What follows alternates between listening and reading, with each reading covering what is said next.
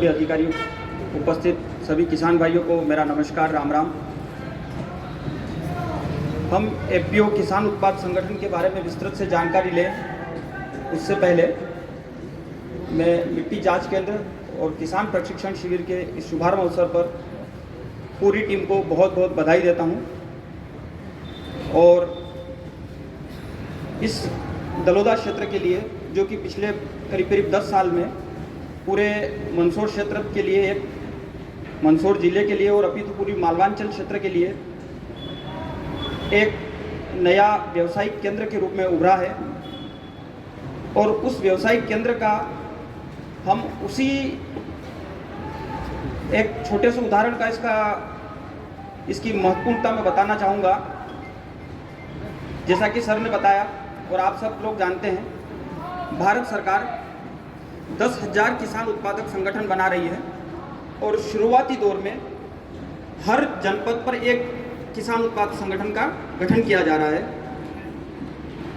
परंतु मंदसौर जनपद में एक ऐसा क्षेत्र है जिसमें शुरुआती दौर में 2 किसान उत्पादक संगठनों का गठन किया जा रहा है। उसमें एक मंदसौर के आसपास के गांव हैं और दूसरा जो किसान उत्पादक संगठन है जिसका मुख्य केंद्र बिंदु दलोदा के आसपास के गांव हैं। तो आप सोच सकते हैं कि दलोदा के किसानों का रोल मंदसौर जिले, प्रदेश स्तर और भारत स्तर पर कितना इसका महत्वपूर्ण रोल रहा होगा। तब जाके केंद्र सरकार ने नाबार्ड के माध्यम से दलोदा के लिए एक नया किसान उत्पादक संगठन का गठन किया जा रहा है। तो ये अपन सभी किसान भाइयों के लिए, दलोदा के सभी निवासियों, आसपास किसान भाइयों के लिए गर्व की बात है कि हम भारत के 10,000 किसान उत्पाद संगठनों में, जो कि जनपद में अभी शुरुआती दौर में हर जनपद पर एक बन रहा है, उसमें हम दलोदा जनपद न होते हुए भी एक तहसील है और मंदसौर हमारा जनपद क्षेत्र है, उसका अलग बन रहा है, दलोदा के लिए अलग बन रहा है। और उसी में थोड़ा सा और महत्वपूर्ण इस बात को बताता चाहूँगा, जो शुरुआत में मंदसौर जिले में 4 किसान उत्पाद संगठन बन रहे हैं भारत सरकार के 10,000 किसान उत्पाद संगठनों में, उसमें सबसे अच्छी प्रोग्रेस, सबसे ज़्यादा किसानों का जुड़ाव, सबसे ज़्यादा अंश पूंजी अपने दलोदा क्षेत्र का जो किसान उत्पाद संगठन है उसका सबसे आगे चल रहा है। अभी हमारे मंदसौर के साथी हैं, उनके पास अभी 50 किसानों की अंश पूंजी आई है। सीतामऊ के वहाँ पे अभी 70 किसानों की आई है और दलोदा क्षेत्र में 200 किसानों ने अपनी अंश राशि बैंक खाते में जमा कर दी है। और आज ही मेरे समृद्ध जी, जो हमारे संस्था के डायरेक्टर हैं, वो पधारे हुए और 60 किसानों की अंश राशि और हम आज बैंक में जमा करने जाने वाले हैं। और हमारा लक्ष्य है कि हम जनवरी के अंत तक 300 पूरे करेंगे और जो ग्रीष्मकालीन छुट्टियां रहेगी उसमें हम किसानों का आसानी से पहुंच पाएंगे।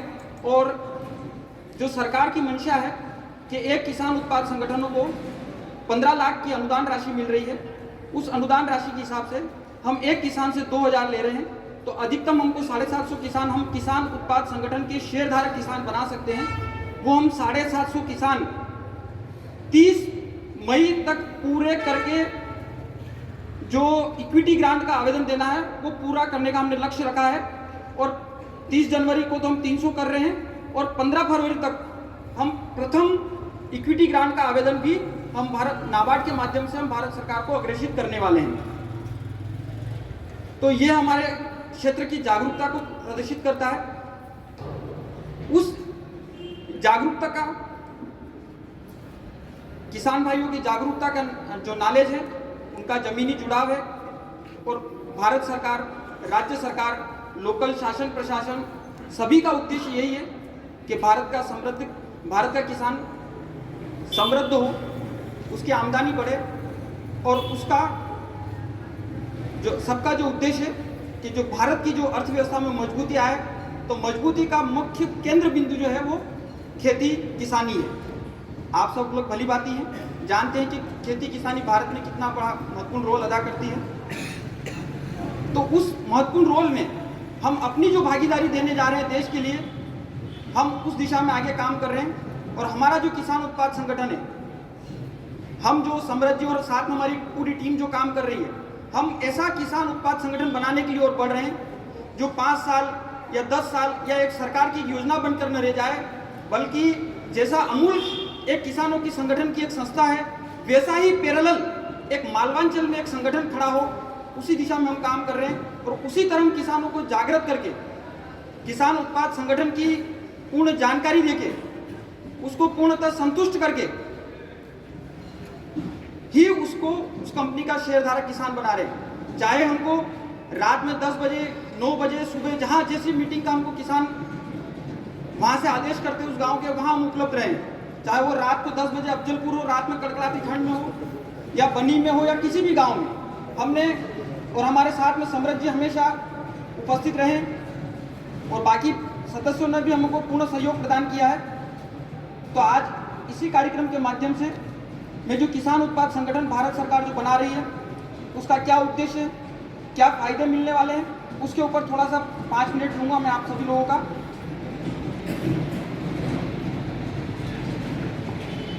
हम किसान उत्पादक संगठन के उद्देश्य, उसके लाभ, इसकी विस्तृत जानकारी लें उससे पहले एक किसान के तौर पर,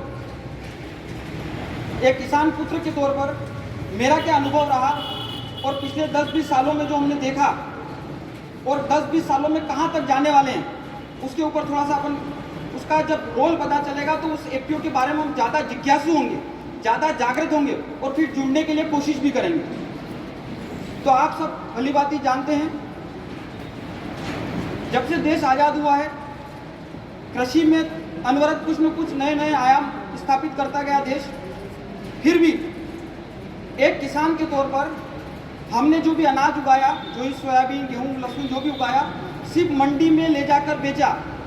मंडी के अलावा हमने कभी उसको जो दूसरा हिस्सा है प्रोसेसिंग वाला, वैल्यू एडिशन वाला, उस पर काम नहीं किया। और उस मंडी सिस्टम में बहुत अच्छी बातें भी हैं, पर कुछ उसके ड्रॉबैक्स भी हैं, कुछ कमजोरियां भी हैं। उन्हीं कमजोरियों में से हम सब पीड़ित भी हैं, चाहते हैं कि इसमें कुछ सुधार हो, पर वो कुछ करने के लिए, हम आगे बढ़ने के लिए कोई तैयार होना चाहिए। तो उसी दिशा में भारत सरकार की एक बहुत ही महत्वपूर्ण योजना है किसान उत्पाद संगठन का निर्माण, जिसको इंग्लिश में बोलते हैं फार्मर प्रोड्यूस ऑर्गेनाइजेशन, हिंदी में शॉर्ट में बोलते हैं उसको एफपीओ।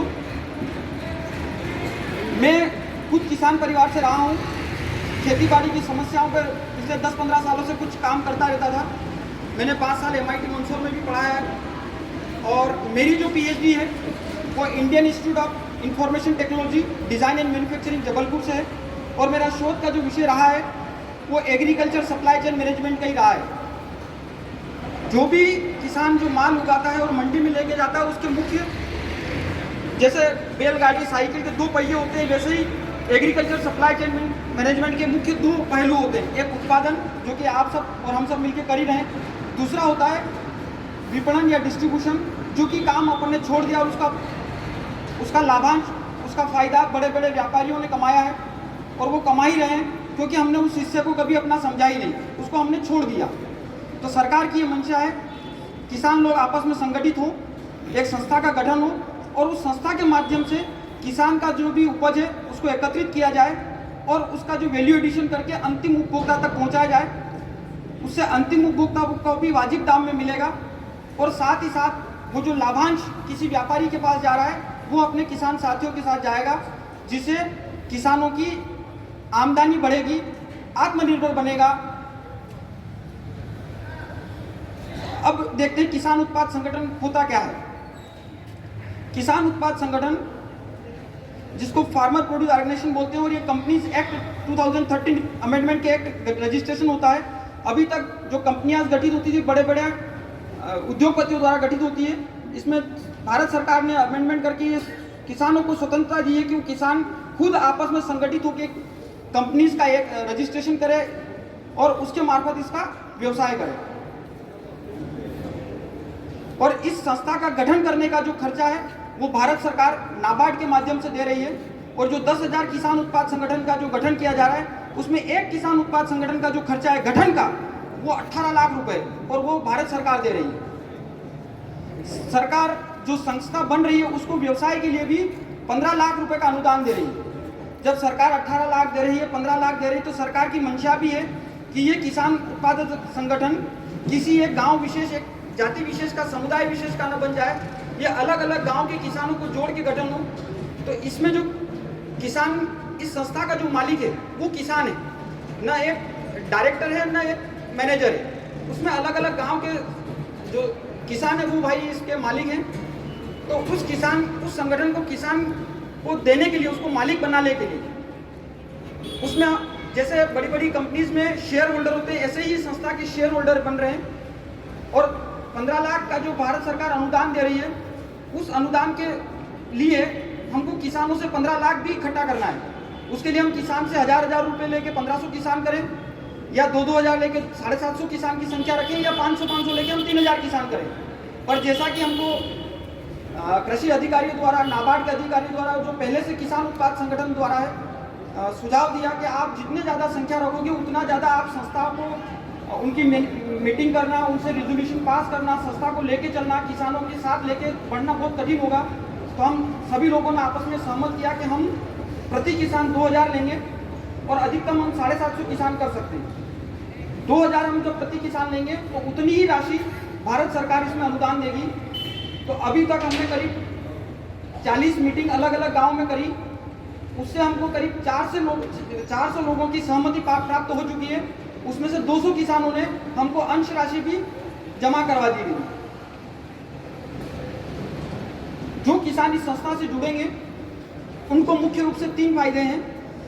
प्रथम फायदा ये है कि इस संस्था की जो भी अभी व्यवसाय क्या करेंगे उसमें बाद में आऊँगा, और जो इस संस्था को जो भी व्यवसाय करेंगे उससे आमदनी जो होगी वो आमदनी हमारे इन किसान साथियों को वितरित होगी। तो ये जो लाभांश होगा, लाभांश किसको वितरित होगा? जो इसके शेयरधारक किसान हैं, पहला फायदा। दूसरा फायदा, जो ये संस्था व्यवसाय करने जाने वाली है कुछ समय में, इसमें थोड़ा समय लगेगा, कुछ चीज़ें हम अगले 2-3 महीने में स्टार्ट करेंगे, कुछ चीज़ें साल भर बाद स्टार्ट होंगी। परंतु जो भी व्यवसाय करेंगे, जब खाद की समस्या आएगी तो हमको कृषि उप संचालक, कृषि विभाग के माध्यम से खाद भी उपलब्ध होगा, या और अन्यत्र जो भी व्यवसाय करेंगे उसमें सबसे पहली प्राथमिकता हमारे जो शेयरधारक किसान होंगे उनके बीच उनकी रहेगी। ये दूसरा फायदा है। तीसरा फायदा और महत्वपूर्ण फायदा है, इस किसान उत्पाद संगठन का मालिक कौन, इसके निर्णय की भागीदारी किसकी, तो उसका जो मालिकाना हक होगा वो इन शेयरधारक किसानों को बना रहे हैं। मतलब आप ये समझिए कि 2000 में एक संस्था जिसके 750 मालिक है उसमें एक मालिक का हिस्सा आपका भी रहेगा। तो इस संस्था के जो मालिकाना हक है, जो निर्णय की भागीदारी है, वो इन 750 किसानों की रहेगी। तो ये 3 महत्वपूर्ण फायदे हैं। अब इस संस्था का जो गठन होगा, ये भारत सरकार गठन करवा रही है, और ये संस्था किसी गलत दिशा में नहीं चली जाए, कुछ गलत निर्णय लेके घाटे में नहीं चली जाए, तो इसकी त्रिस्तरीय मॉनिटरिंग समिति भी है, जिला स्तरीय, राज्य स्तरीय और केंद्रीय स्तरीय।